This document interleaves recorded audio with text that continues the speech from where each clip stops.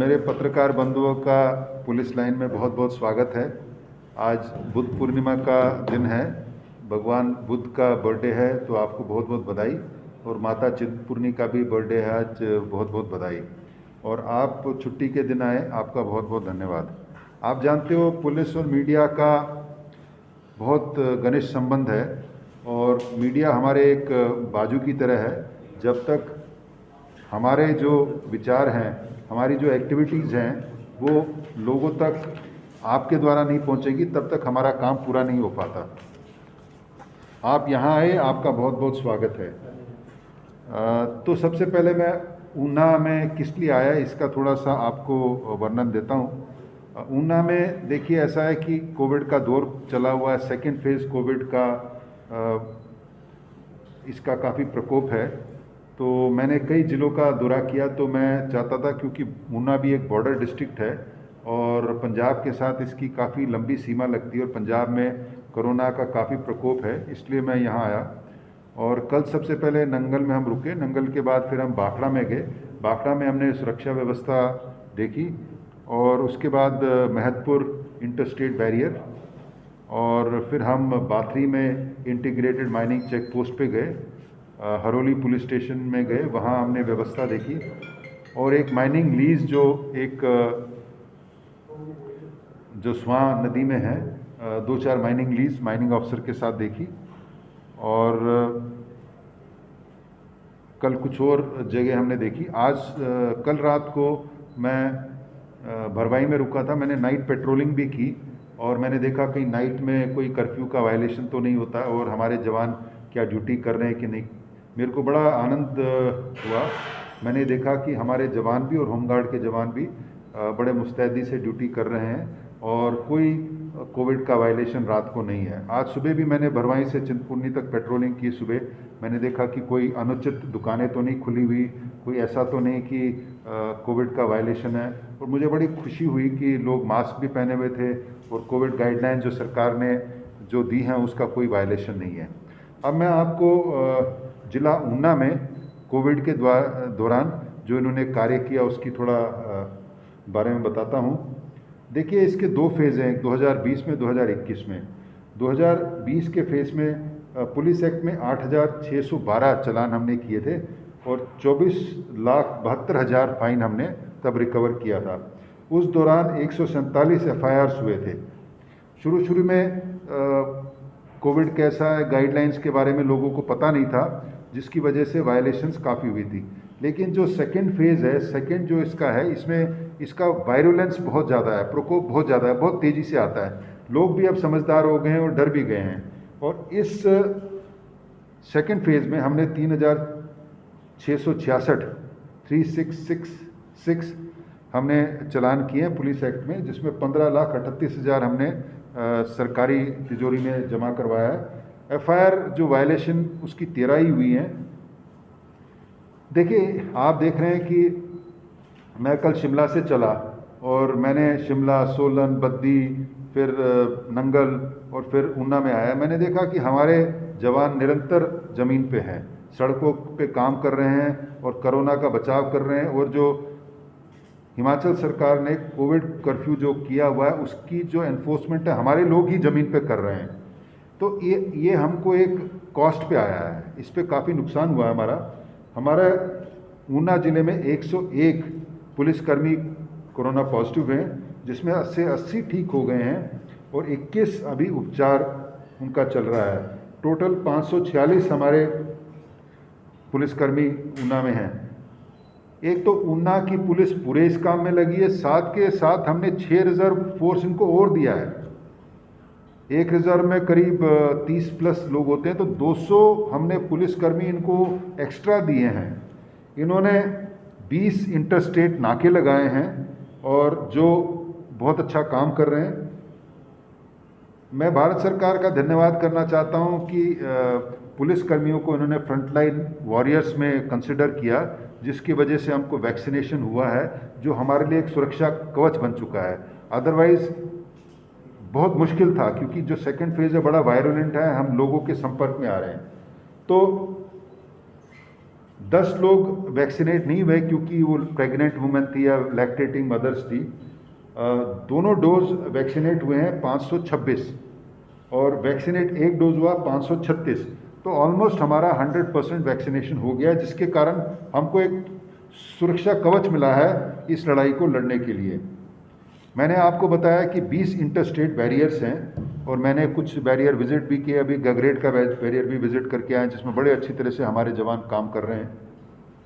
3 NGO, honorary ASI 5, head constable 8, constable 96, home guard 10, तो करीब 200 के करीब लोग हमारे बैरियर को ही मैन कर रहे हैं।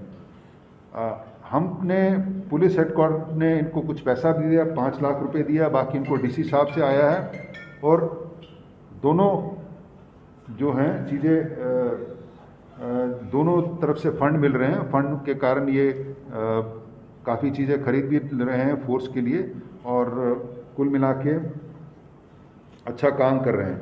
मैं आपको पूरे राज्य का थोड़ा सा ब्यौरा देता हूँ कि हमारे करीब 18,000 फोर्स है, तो अब तक हमारे 2,926 लोग पॉजिटिव आए हैं, 2926, जिसमें से रिकवर हो गए 2553, 2,553 लोग। अभी होम आइसोलेशन में 362 हैं, कोविड केयर सेंटर में 4 हैं, हॉस्पिटलाइजेशन 1 है। तो मैंने जैसे बताया कि ये काम हमको एट कॉस्ट आया है। हमने अपने 6 पुलिसकर्मी इस दौरान खो दिए हैं, जिसमें 3 यूनिफॉर्मधारी हैं और 3 नॉन यूनिफॉर्म हैं, जिसमें head constable Dhameshwar, ASI Chandrashekhar, sweeper Nanda Devi, barber Ghanshyam, cook Ramlal और हाल ही में SI धनीराम, ये कुछ ही दिन पहले ये पंडो CID में पोस्टेड था। तो हमने 6 अपने पुलिसकर्मी इस दौरान खोए हैं। अब जो सेकंड फेज़ है, मैंने बताया कोरोना कर्फ्यू का, उसका इन्फोर्समेंट ज़मीन पे हम ही कर रहे हैं और इसमें कई एलिमेंट्स थे, तो एक एक करके मैं आपको बताता हूँ। पहले तो शादियाँ था, शादियों में 20 का जो लिमिट है इसको एनफोर्स करने के लिए हमको DC SDM से जो परमिशंस की लिस्ट मिली 1783 की मिली, जिसमें हमने खुद जाके, पुलिस ने खुद जाके 1251 1251 चेक किए, FIR 1 रजिस्टर किया, 30 चालान किए, 1,17,000 रुपये फाइन किया। ये तो थे परमिशन वाले।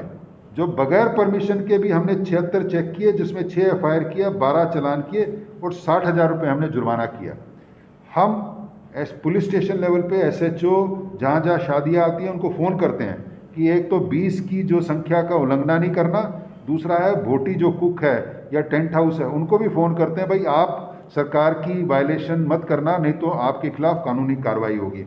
और मुझे बड़ा सुख हो रहा है कह के कि इसमें एक जो हिमाचल में प्रोलिफरेशन बड़ी तीव्र गति से जो कोरोना बढ़ रहा था, शादियों के कारण बढ़ रहा था, जिसको हम काफ़ी कंट्रोल करने में सफल हुए। जो ट्रांसपोर्ट की जो वायलेशन है उसमें भी हमने 11 व्हीकल इन्वॉल्व थी और 11,000 रुपये फाइन किया। और हम लगातार इसमें, देखिए ऐसा है कि जो गाड़ियां चल रही है उसमें वायलेशन है, मास्क नहीं पहन रहे उसमें वायलेशन है, जो बाजार खुल रहे हैं सोशल डिस्टेंसिंग या सरकार के नियम की उल्लंघना कर रहे हैं उसका वायलेशन, कुल मिला के हमने 70 लाख के करीब फाइन कर लिया है और सरकारी तिजोरी में हमने डिपॉजिट कर लिया है और 50 के करीब FIR की है हमने। हमने ये देखा है कि पहले फेज़ में हमको जो सख्त कार्रवाई बहुत ज़्यादा करनी पड़ी थी, लेकिन इस फेज़ में लोग भी काफ़ी समझदार हो गए, हमसे कोऑपरेट कर रहे हैं। लेकिन मैंने जैसे आपको बताया 4 रिज़र्व, करीब 150 आदमी हमारे पास रिज़र्व हैं, बाकी 18,000 की पूरी फोर्स हमारी ज़मीन पे कोरोना को रोकने के लिए लगी हुई। आपने भी देखा होगा कि जगह जगह पे पुलिस लगी हुई है। इसी ज़िले में 20 तो इंटरस्टेट नाके हैं, ऐसी कांगड़ा है, बद्दी है, सोलन है, हमारा बॉर्डर काफ़ी दूसरे स्टेट से लगता है, जो हमारे साथ दूसरे स्टेट से इनमें संक्रमण बहुत ज़्यादा है। तो कुल मिला के मैं अपने हर जवान को बहुत बहुत बधाई देता हूं कि इन्होंने बहुत अच्छा काम किया और सरकार की जो कोविड गाइडलाइंस है उसको एनफोर्स करने के लिए दिन रात लगे हुए हैं। और DG से लेके कांस्टेबल तक सारे ज़मीन पे आप देख रहे हैं। आज बुद्ध पूर्णिमा का दिन है, बाकी लोग छुट्टी घर में मना रहे हैं या जो सरकारी नौकर हैं वो घर पे हैं, लेकिन आज भी हमारे जवान सड़क पे हैं और कोरोना कर्फ्यू को एनफोर्स कर रहे हैं। राज्य और समाज के लिए ये बड़ा अच्छा काम कर रहे हैं। एक और बात है, पिछली बार जब ये लॉकडाउन या कर्फ्यू हुआ था तो क्योंकि नया था, हमको पता नहीं था, तो आपने देखा होगा कि महतपुर में काफ़ी लंबी लंबी लाइनें थी। इस बार हमने स्ट्रीमलाइन कर लिया, हम पिछले से सीख गए हैं और लोगों को भी इनकन्वीनियंस नहीं है। और हम ये भी सुनिश्चित कर रहे हैं कि बाहर से जो लोग आ रहे हैं हिमाचल के अंदर संक्रमण ना लाएं। और अब कोई वेटिंग लाइन भी नहीं है, 2-3 गाड़ियां खड़ी होती हैं, फटाफट क्लियर होकर चली जाती हैं और स्ट्रीमलाइन प्रोसेस हो गया है। तो जनता के प्रति भी हमारा व्यवहार बहुत अच्छा हो गया और हम यही आशा करते हैं कि जनता को भी थोड़ा सा समझना चाहिए कि हमारे जवान 10-12 घंटे की ड्यूटी कर रहे हैं, तो कॉपरेट करें और ताकि हम अपने राज्य को कोरोना से बचा सकें। हमने अपनी भी पोस्ट देखी जो इंटरस्टेट बैरियर है और कुल मिला के मेरे को अपने फोर्स जो काम कर रही है उसमें देख के बहुत सेटिस्फेक्शन हुई, संतुष्टि हुई और मैं आशा करता हूं कि एसपी साहब के कमांड में इनकी फोर्स ऐसा ही काम करती रहेगी और राज्य और समाज की सेवा करती रहेगी। अब मैंने अपना वक्तव्य खत्म कर दिया। एसपी साहब, आप कुछ बोलना चाहते हैं? नहीं सर, आपकी जो डायरेक्शन। सर बॉर्डर एरिया है और इलीगल जो शराब है वो बड़े लेवल पर आ रही है। पुलिस ने मामले पकड़े हैं लेकिन एक्साइज विभाग का जो कॉपरेशन होना चाहिए वो नहीं हो रहा। 3-3 घंटे एक्साइज के लोग वहाँ नहीं जाते। एसपी साहब ने चिट्ठी लिखी थी कि ठेकों को सील कर दिया जाए। कुछ स्थानों पर एक्साइज विभाग कंप्लेंटेड भी नहीं बन रहा है। हमारे सामने ये कोई मामले ऐसे हुए। देखिए, मैं दूसरे विभागों का तो नहीं कह सकता, लेकिन हम आप देख रहे हैं हम ज़मीन पे हैं और मैंने तो कल शिमला से चला, मैंने देखा पुलिस ही कर्मी ज़मीन पे, बाकी तो ऑलमोस्ट सब बंद ही है। और इस दौरान चाहे ड्रग्स हैं, मादक पदार्थ हैं, शराब है, चाहे कुछ और है, हम इसमें ज़ीरो टॉलरेंस कर रहे हैं। आपको मैं बताऊं, पिछले 1 साल जब से मैंने टेक ओवर किया है, 1 साल से कोरोना ही चल रहा है, लेकिन हमने मादक पदार्थ में ऐसी मुहिम की है जो पहले कभी नहीं हुई। नॉकआउट पंच, जिसको फ्रेंडली मैच नहीं है, जैसे बॉक्सिंग करते हैं ना, फ्रेंडली मैच करते हैं, फ्रेंडली मैच करके आप घर में जाओ, आप घर में जाओ, ऐसा नहीं किया। हमने 11.37 करोड़ की प्रॉपर्टी कन्फिस्केट की है 19 केसों में, जिसमें 15 केस कुल्लू के हैं, 3 केस कांगड़ा के हैं, डमटाल के जहां मेजर थे, 1 केस शिमला का, 1 केस बिलासपुर का है। मैंने एसपी साहब को भी बोला है कि जो लोग इसमें इन्वॉल्व हैं उनके अगेंस्ट फाइनेंशियल इन्वेस्टिगेशन भी करो और हमको केस दो, हम ईडी को, एनफोर्समेंट डायरेक्टरेट को भेजेंगे ताकि उनकी प्रॉपर्टी अटैच हो। ऐसा ही हमने एक केस में परवाणू में अभी किया, जहां केएम डिस्टिलरी करके एक शराब की बॉटलिंग प्लांट थी, वो एक ही नंबर की कई गाड़ियां निकालती थी, उसके 2 ट्रक पकड़े गए। वो जो 3 लोग हैं, एक्साइज इंस्पेक्टर और 2 लोग, और वो तो अभी भी कस्टडी में हैं, जुडिशियल कस्टडी में, उनकी बेल नहीं हुई। और हमने ईडी को भी लिखा है कि इनकी प्रॉपर्टी आप कन्फिस्केट करो और प्रोसीड्स ऑफ क्राइम। आपके माध्यम से हम ये भी बताना चाहते हैं, जो लोग बेसिकली ऑर्गेनाइज क्राइम में इन्वॉल्व हैं, अब हम उनके खिलाफ फाइनेंशियल इन्वेस्टिगेशन भी करेंगे और उनके केस जैसे जैसे हमारे साथ आएंगे हम ईडी को भी देंगे। मैंने director ED, enforcement directorate, Bharat सरकार के बहुत उच्च अधिकारी हैं, उनको मैं अप्रैल में मिल के भी आया था और इनके एडिशनल डायरेक्टर हमारे पास आए भी थे। हमने बोला हम आपको क्वालिटी केसेस जो हैं, स्पेशली जिसमें फाइनेंशियल इन्वेस्टिगेशन है और प्रोसीड्स ऑफ क्राइम, इसको बोलते हैं टेक्निकली प्रोसीड्स ऑफ क्राइम, जो जुर्म से मैंने पैसा बनाया, उसके केस हम देंगे। और आपको मैं बता दूं कि जो मानव भारती की इन्वेस्टिगेशन जब हम कर रहे थे, हमने ईडी को केस किया और 194 करोड़ की प्रॉपर्टी उसकी अटैच हुई। ये रिकॉर्ड है हिमाचल प्रदेश में, ये रिकॉर्ड है इंडिया में, 194 करोड़ की। ऐसी हम कार्रवाई दूसरे ऑर्गेनाइज क्रिमिनल्स के साथ भी कर रहे हैं। आपकी बात दुरुस्त है, इधर उधर है, लेकिन जो जो केस हमारे पास आ रहे हैं हम उनको ईडी में दे रहे हैं। अभी हाल ही में हमने परवाणू का एक केस, जो अच्छे क्वालिटी केस है, ताकि इससे जो बाकी सारे ट्रेड में डिसिप्लिन आ जाए, वो कर रहे हैं।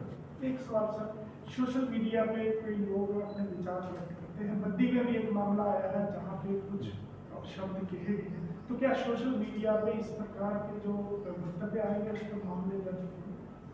देखिए, ऐसा है कि ये जो है ना, जैसे पब्लिक उसमें है, ये फाइन लाइन है, एक लाइन है, फाइन लाइन है, शालीनता की लाइन है। अगर मैं क्रॉस करता हूँ अश्लील हो जाता है। और पब्लिक लाइफ में भी एक लाइन है जिसको अंग्रेजी में बीइंग आउट ऑफ लाइन बोलते हैं, आउट ऑफ लाइन। जैसे मैं भी हूँ अपने, मेरे को भी कुछ पावर्स हैं, अगर मैं आउट ऑफ लाइन हूँ तो आई विल इवोक क्रिटिसिज्म, ठीक है। और मैं भी बहुत ज़्यादा आउट ऑफ लाइन हूँ तो मेरे खिलाफ कानूनी कार्रवाई भी हो सकती है। तो जहाँ तक मार्जिनल है हम तो नहीं बॉदर करते, it is free media, free nation. आप मेरे खिलाफ लिखोगे कोई, दैट इज़ हेल्दी क्रिटिसिज्म। लेकिन जो शालीनता की लाइन है और जो डिसेंसी की लाइन है वो क्रॉस बहुत ज़्यादा करें, गाली गलौज करें, माँ बहन की करें, वो फिर ठीक नहीं है। वो है basically there is a line. जैसे मेरे प्रोफेशन में भी लाइन है, डॉक्टर के प्रोफेशन में भी लाइन है, लॉयर के प्रोफेशनल भी लाइन है। एक प्रोफेशनल लाइन हर एक को ड्रॉ करनी पड़ेगी। तो जैसा आपने कहा कि जो पहला फेज था कोविड का, उसमें पुलिस ने काफ़ी सख्ताई की। अगर दूसरे फेज की बात की जाए, धारा 144 भी लगाई गई है, कोरोना कर्फ्यू लगा, बावजूद उसके हिमाचल प्रदेश के ही कई स्थानों पर काफ़ी भीड़ देखी जाती है, चाहे वो सब्जी मंडियाँ हों या सब्जी की दुकानें हों या अन्य दुकान, वहाँ पर कहीं ना कहीं जो पुलिस है वो दिखाई नहीं देती, ताकि लोगों को जो है वो डिस्टेंस में किया जा सके। देखिए, आपको मैंने बताया कि मास्क दो इसके पहलू हैं। एक तो एजुकेशन, इंफॉर्मेशन, कम्युनिकेशन।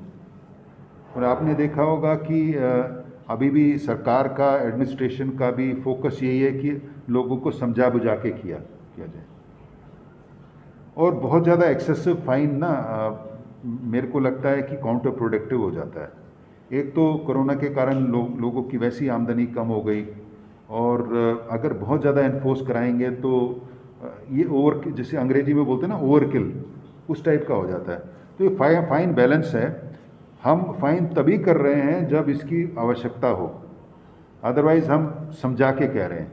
जैसे मैंने बोला कि अब करीब 65-70 लाख हमने फ़ाइन रिकवर किया। हम ऐसा नहीं चाहते कि इतना ज़्यादा फ़ाइन कर दें कि लोग अनकंफर्टेबल हो जाएं उससे। तो ये एक थिन लाइन है, और हम अपने सारे स्टाफ को भी काउंसलिंग से बोलते हैं कि पहले बोल दें, आप एजुकेट कर दें, भाई ये कर लें। जो बिल्कुल ही नहीं मानते तब है अलग बात, लेकिन ये भी आपको मानना पड़ेगा कि कोरोना के दौरान लोगों की इकोनॉमिक हार्डशिप तो हुई है, और उसमें हम हार्डशिप बहुत ज़्यादा बढ़ाना नहीं चाहते। और देखिए, ऐसा है कि ये काफ़ी सेल्फ डिसिप्लिन की बात है। मैंने कल रात को भी पेट्रोलिंग की और आज सुबह भी मैंने देखी, लार्जली लोग अपना मास्क वास्क पहन रहे हैं। और आप देखोगे दुकानें भी, कल मैं दोपहर को आया, सारी बंद थी।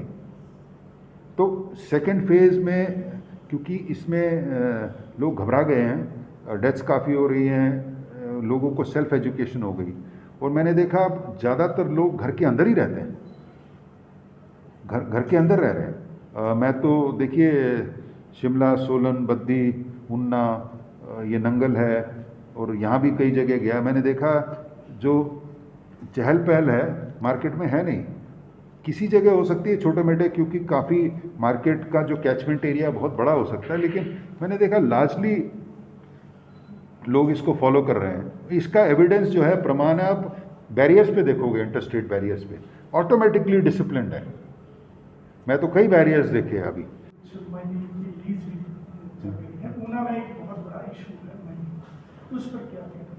देखिए, ऐसा है कि कल हमने मैंने जैसे बताया कि 2 इंटरस्टेट बैरियर्स देखे मैंने, और कुछ माइनिंग लीजेस भी देखी। फिर हमने इस इशू को समझने की कोशिश की। तो मैंने एसपी साहब को बोला, ये माइनिंग एक्ट, माइनिंग रूल्स और माइनिंग जो रेगुलेशंस हैं केंद्र सरकार की और राज्य सरकार की, आप मेरे को दो। मैं उनकी कॉपी आपको दिखाता हूँ, ठीक है? वो ले आओ जरा, मैं आपको दिखाता हूँ। तो उसमें ऐसा है कि सब पुलिस से प्रश्न पूछते हैं कि आप क्या कर रहे हो, लेकिन अगर आप माइनिंग एक्ट पढ़ोगे, हर एक काम के लिए कोई लीगल फाउंडेशन तो होनी चाहिए ना, कानूनी कोई नींव तो होनी चाहिए। मैं किसी को कैसे, इनकम टैक्स में तो मैं काम नहीं कर सकता, कोई कस्टम्स या जीएसटी का वायलेशन करेगा तो मैं काम नहीं कर सकता। मैंने उसमें पढ़ने की कोशिश की कि क्या हमारे लिए क्या डायरेक्शन है, तो मेरे को तो मिली नहीं उसमें कि हमको क्या करना है। मैं आपको दिखाता हूँ, अगर आपको मिले तो मेरे को ज़रूर बताना। ये है मैं आपको आपके पास छोड़ जाता हूँ। माइन एंड मिनरल एक्ट है, ये डिस्ट्रिक्ट माइनिंग प्लान है, और ये माइनिंग रेगुलेशन है हिमाचल सरकार के। मैंने इसको देखा कि कहीं हमारा काम है तो देखते हैं, फिर हमने कहीं कुताही की है तो देखते हैं। मेरे को तो मिली नहीं, मैं आपके पास ये छोड़ देता हूँ, अगर आपको कुछ मिला तो मेरे को ज़रूर बताना।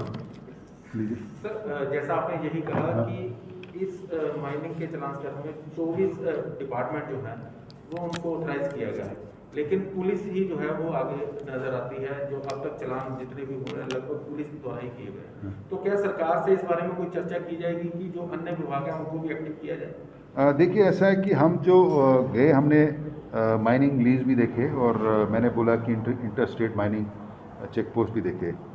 जो बाथरी में था तो 3 assistant inspector, mining inspector retired हैं, वो शिफ्ट में रहते हैं, 3 माइनिंग गार्ड्स रहते हैं, 3 होम गार्ड रहते हैं।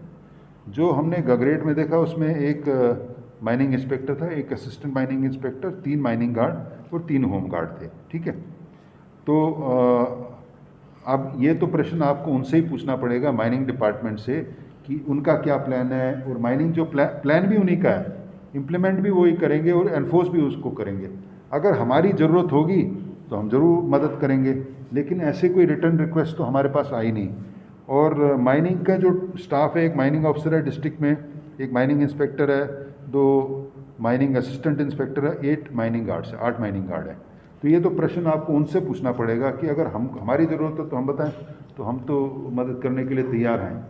लेकिन मैं, क्योंकि एलोकेशन ऑफ बिजनेस रूल्स होता है गवर्नमेंट में, किसका क्या बिजनेस है, किस विभाग का क्या बिजनेस है, और मेरे को काम करने के लिए कोई लीगल फाउंडेशन होना चाहिए कि मैं चलान किस में करूँगा। मैं आपको जैसे पकड़ लेता हूँ, भाई आप बोलोगे मेरे खिलाफ क्या है, तो जैसे मैं इनकम टैक्स वायलेशन के लिए तो नहीं पकड़ सकता, ना मैं एक्साइज एक्ट वायलेशन के लिए पकड़ सकता हूँ, ना मैं जीएसटी के लिए पकड़ सकता हूँ।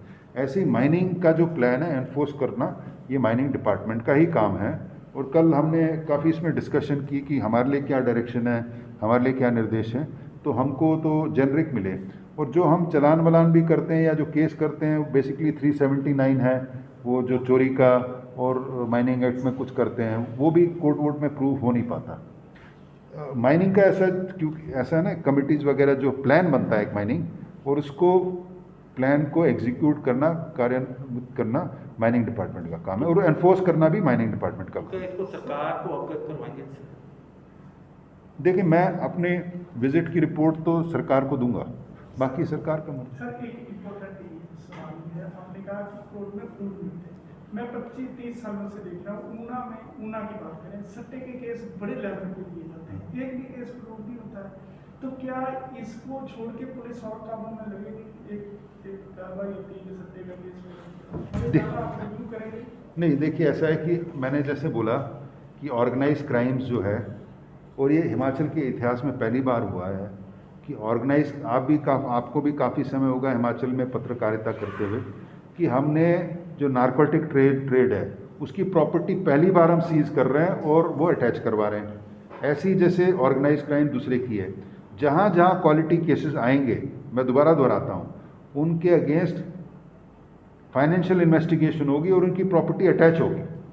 हमारा ये मानना है कि जो क्राइम्स है जिसमें काफ़ी प्रोसीड्स ऑफ क्राइम होता है, बहुत फ़ायदे होते हैं, उसको तभी आप नकेल कर सकते हो जो अगर फाइनेंशियल इन्वेस्टिगेशन हो और उसमें प्रॉपर्टी उनकी अटैच हो। मैं आपको थोड़ा सा बताता हूँ इसको।